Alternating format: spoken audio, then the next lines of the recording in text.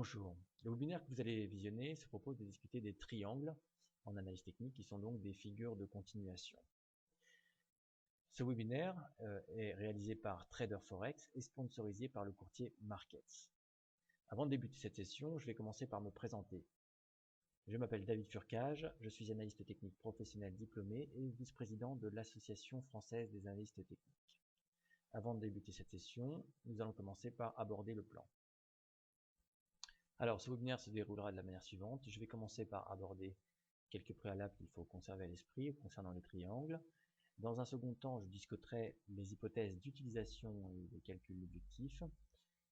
Dans un troisième temps, je présenterai les triangles ascendants et descendants, alors que dans un quatrième temps, nous étudierons un cas pratique avant de conclure sur ce qu'il fallait retenir de cette session. Alors débutons par la première partie qui se propose de discuter quelques préalables concernant ces figures de continuation. Donc les triangles font partie des figures dites de continuation en analyse technique, sachant qu'il en existe d'autres. Pourquoi parle-t-on de figures de continuation? En analyse technique, l'une des hypothèses est l'existence de tendances ascendantes ou descendantes. Ces tendances ne se réalisent pas en ligne droite, mais le marché consolide à certains moments, c'est-à-dire qu'il évolue par exemple de manière latérale ou même retrace une partie du mouvement avant de repartir sur la tendance qui prévalait. Eh bien, les triangles représentent une forme de consolidation à l'intérieur d'un mouvement haussier ou baissier qui est de plus grande envergure. Alors, ce qui est intéressant dans les triangles et dans la plupart des figures de continuation, c'est qu'ils permettent de se positionner dans le sens de la tendance et de calculer des objectifs dits théoriques. Alors, ce qui est important aussi, c'est que avant de réfléchir en termes de triangle, il faut s'assurer que les hypothèses d'utilisation de cette figure sont valides. Et c'est l'objet justement de ce webinaire. Autre élément important, il vaut mieux éviter d'anticiper la sortie de cette figure afin de s'assurer de la direction des prix. Certains anticipent le déclenchement de la figure et éventuellement, si cette figure ne se déclenche pas, il se trouve dans une situation qui n'est pas très confortable. Donc seul le déclenchement de la figure permet de se positionner en prenant le moins de risques possible. Enfin, il existe trois types de triangles. Les triangles dits symétriques, les triangles ascendants et les triangles descendants. Alors à présent, nous allons pouvoir discuter les différentes hypothèses d'utilisation de ces figures de continuation. Alors, pour pouvoir dessiner un triangle, il est nécessaire d'avoir au moins 4 points de contact, bien évidemment pour former deux lignes qui se rejoignent. Comme on peut l'observer ici, il y a 4 points de contact et vous pouvez ici voir en figure 1 la formation d'un triangle dit symétrique. Normalement, les volumes diminuent lorsque les prix évoluent dans le triangle. Donc ici, vous avez la séquence des volumes. Donc les volumes sont importants lorsque la tendance, le marché est en tendance. Les volumes diminuent à l'intérieur de la figure, ce qui témoigne d'une baisse de l'attrait du marché, mais de manière momentanée. Et finalement, lorsque les prix s'extraient de cette figure, eh bien, les volumes accélèrent de nouveau, et justement ce qui témoigne du fait que le marché retrouve un intérêt pour le titre que l'on observe. Alors, autre élément auquel il faut porter attention, c'est l'aspect temporel de la validité d'un triangle. Si l'on considère le temps ici qui s'écoule entre le point 2, ici, et l'apex du triangle, c'est-à-dire le point de jonction de ces deux segments, on considère ce temps, par exemple, qui vaut 100. Eh bien, on considère, pour que le triangle soit valide, que les prix doivent s'extraire de cette figure avant 75% ici de ce temps. Sans quoi, le triangle ne devient plus une figure impulsive et il y a une forte probabilité pour que les prix continuent à évoluer de manière latérale. Et même si les prix s'extraient au-delà de 75% de temps de cette figure, eh bien, le potentiel prédictif du triangle est fortement mis à mal. Aussi, si l'on sort de ce cadre théorique de validité des triangles, eh bien, ça rendra cet outil beaucoup moins efficace.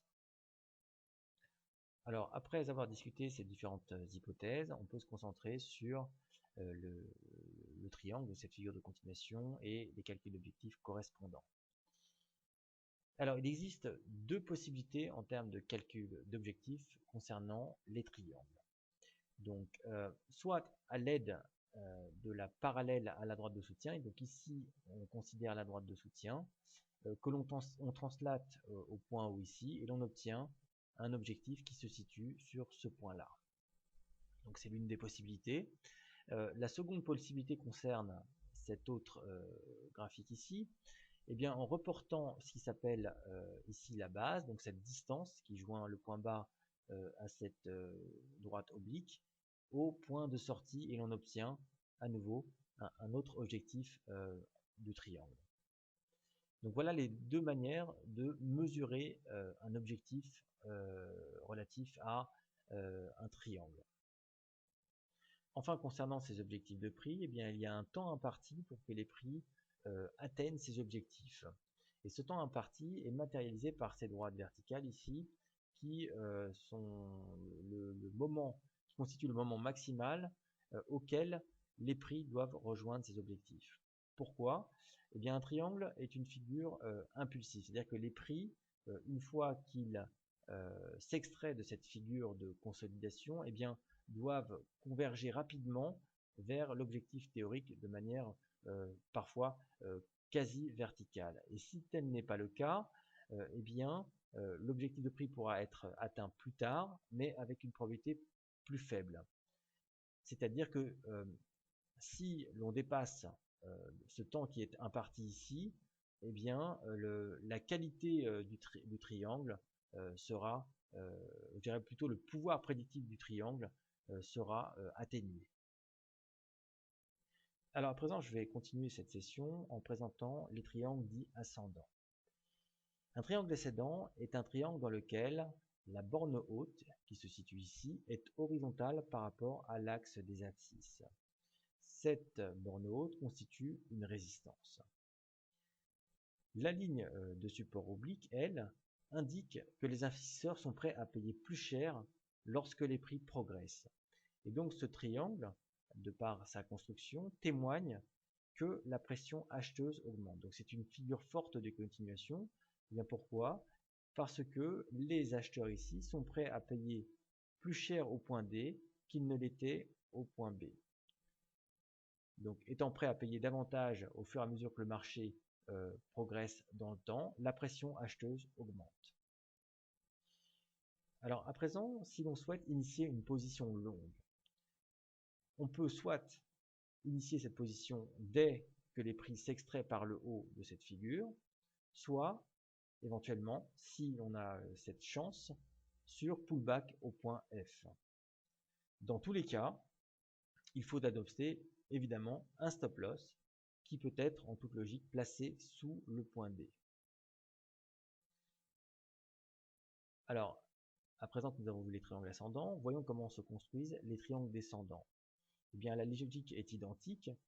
On peut observer ici que la borne basse est parallèle par rapport à l'axe des abscisses, et cette droite oblique ici, donc la borne haute, témoigne que la pression vendeuse, elle, augmente. C'est-à-dire que les vendeurs sont prêts à vendre moins cher au point D qu'ils ne l'étaient au point B. Alors, si l'on matérialise ce que l'on vient de dire à l'aide d'un cas concret, à savoir le graphique 1, qui présente Alcatel en fréquence hebdomadaire entre le dernier trimestre 2007 et 2008, vous pouvez ici observer un triangle qui, d'un point de vue théorique, correspond parfaitement à ce qui est présenté en figure 4. Donc il y a 4 points de contact. S'il s'agit d'un triangle descendant, la borne basse est parallèle par rapport à l'axe des abscisses, et la borne haute est oblique et témoigne que la pression vendeuse augmente. À présent, vous pouvez observer que en septembre 2008, les prix s'extraient par le bas de cette figure et que ce mouvement est accompagné de volumes importants. Ce qui confirme l'attrait du marché pour initier des positions vendeuses. Si l'on souhaite à présent calculer un objectif, on mesure cette distance x qui s'appelle la base, que l'on reporte au point de sortie et l'on trouve ici un objectif. Alors à présent que nous avons présenté les triangles ascendants et les triangles descendants, et d'une certaine mesure dans les premiers slides, les triangles dissymétriques, nous allons voir un cas pratique. Alors, ce cas pratique concerne PPR en fréquence journalière. Alors, comme vous pouvez l'observer dans ce graphique, entre octobre 2009 et mars 2010, le titre évoluait à l'intérieur d'un triangle ascendant. La tendance qui prévalait était une tendance haussière et les prix se sont mis à consolider dans ce triangle ascendant dans lequel on peut observer qu'il y a 4 points de contact. Il s'agit d'un triangle ascendant puisque la borne haute est parallèle par rapport à l'axe des abscisses et la borne basse est oblique, et on peut observer qu'en D, les investisseurs sont prêts à payer plus cher qu'en B puisqu'ils sont prêts à payer le prix 78 pour ce titre. En mars 2010, donc ici, les prix franchissent la borne haute qui se situe à 88 €. Et ce mouvement, vous voyez qu'il s'accompagne d'un pic de volume, ce qui confirme que le marché participe à ce mouvement. Ce n'est pas un mouvement isolé, mais il y a à nouveau un nouvel attrait pour ce titre et le marché accélère. Alors à présent, intéressons-nous au calcul de l'objectif théorique. Donc pour calculer l'objectif théorique, soit l'on translate la parallèle à cette oblique au point A et l'on obtient un objectif théorique qui se situe à peu près à 100-102 €.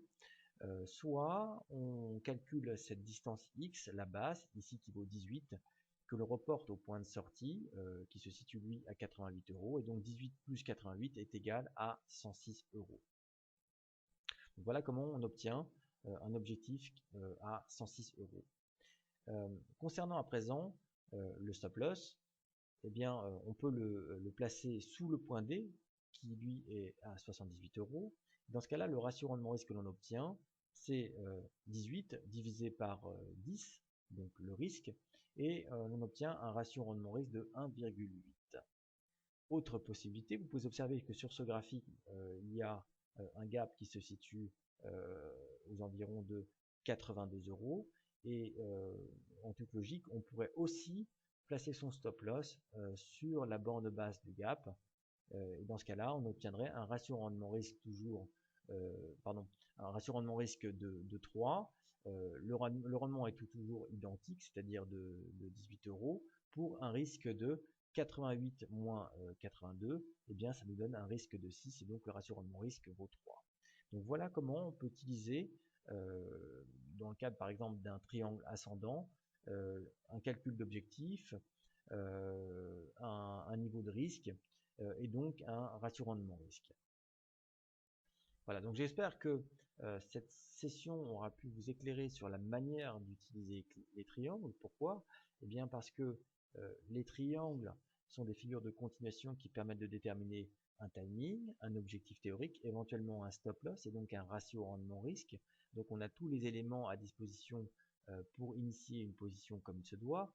Cependant, ce dont il faut se rappeler, c'est que ce n'est pas parce que l'on observe un triangle avec tous les éléments, toutes les hypothèses qui sont vérifiées, que le scénario va se dérouler comme dans les manuels. Et dans la plupart des cas, c'est aussi une bonne gestion de la position qui est la clé pour transformer ce que l'on en a observé, c'est-à-dire un triangle, en quelque chose de gagnant. Ce qu'il faut aussi savoir, c'est qu'il existe d'autres figures de continuation que sont les drapeaux, les fanions et les rectangles qui possèdent aussi certaines propriétés qui leur sont propres.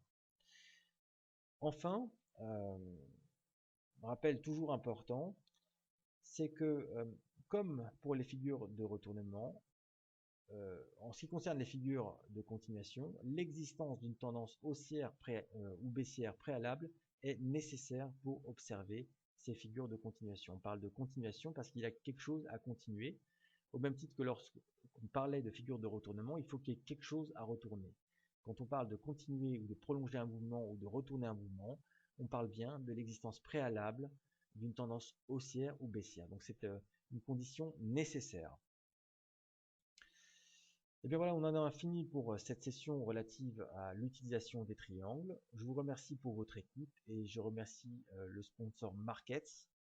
Et je vous donne rendez-vous très vite pour un nouveau webinaire sur trader-forex.fr. À bientôt.